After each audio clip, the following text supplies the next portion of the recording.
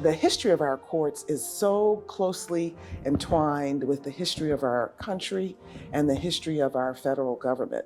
The DC courts are really an institution for the entire city. It's a little bit of everything to everyone in DC and beyond, quite frankly. In many respects, the story of our nation's history is really the DC court story. For many years, starting in 1801, there was one court system doing two jobs, handling national and local cases. The DC courts early on were active and involved in helping to navigate and resolve some pretty significant legal issues around whether we're talking about individual rights, individual liberties, civil rights, and many of those types of legal questions. The DC courts were at the heart of helping to resolve those and to establish what those would look like for the country overall. For instance, the trial of John Surratt, a conspirator in the President Lincoln's assassination, the trial of Charles Guiteau, tried for the assassination of President Garfield, were all held in our historic courthouse. But when you look at the entire court, it's more than just the resolution of cases. So you go down to our marriage bureau, for example, and you'll see the wedding certificate for the Lovings.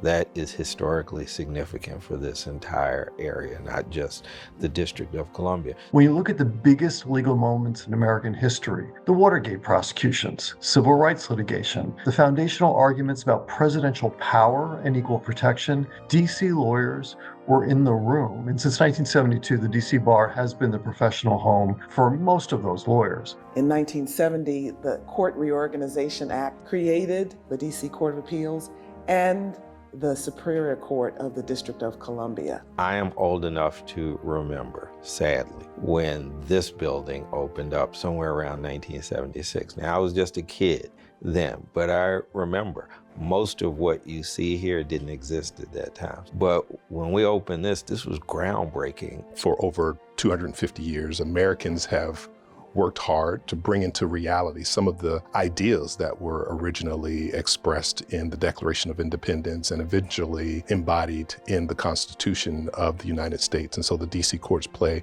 a pivotal role in assisting in bringing those ideas to life every single day. As we celebrate the nation's 250th anniversary, we thought it was very appropriate to launch the formation of our History Hall for our DC courts. The History Hall will be a permanent exhibit highlighting the court's rich history while also sharing a civic lesson with visitors. Over the years, you can imagine a number of artifacts that have been collected over the span of time. Up until now, we haven't had an opportunity to really display them. Being able to see them and to be able to interact with them brings that history to life in a way that resonates in the hearts and minds of people who carve out time to come and see it. There will be new panels installed highlighting the history as well as artifacts and interactive components for visitors to enjoy as they learn about our court's history. When students come, not only they'll learn about the judges and the courts that were part of justice in the district, but they'll also have the opportunity to learn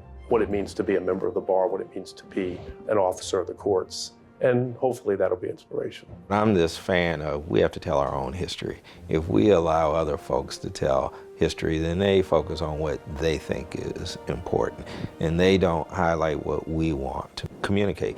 And now the telling of history is more important than perhaps any other time. And so we have to take an opportunity not just to tell it, but to put it on display. Having a history hall would be an attraction point, if you will, to bring folks who are not necessarily in the throes of some litigated matter to the courthouse to see its beauty, its splendor, and to understand its importance. The History Hall is a focal point for folks to come to the courthouse to really learn and understand more. The public should come and learn about our court's history and find out, for instance, where would your case have been held in 1898 if you were charged with theft? Or who would have heard your case if you were charged with espionage during World War II? And who are the judges, the lawyers, the bar that make up the legal community of DC? And how do they continue to make sure we all have access to justice? There's going to be a time when I'm not chief anymore. And some of the institutional folks that have been here forever and ever and ever will move on to do other things. We have got to make a commitment, and the time is right for us to make the commitment to tell the story long after all of us are gone and doing other things. And it's important because we need to know where we started to better understand where we are and hopefully where we're going to go. We like to focus on justice as a journey, and that is no place more evident than watching our court system grow over the past 200 years. And I'm always left in awe of those who came before us and excited to see what comes next, as we will be someone's history down the road as well. If you don't know where you've been in your history, it's hard sometimes to remember what your focus should be, what your goals should be, and where you should be looking to in the future. And the importance of the rule of law, the important role of our DC courts here in our nation's capital is critical. It has been in history, it is now, and it will be in the future. And it's important that we remain open to all, trusted by all, and provide justice for all.